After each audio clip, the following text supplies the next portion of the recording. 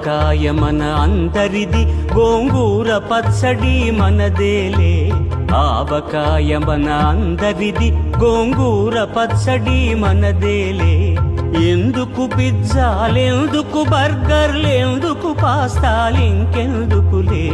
ఎందుకు పిజ్జాలెందుకు బర్గర్లెందుకు పాస్తాలింకెందుకులే. ఆవకాయ మన అందరిది, గోంగూర పచ్చడి మనదేలే.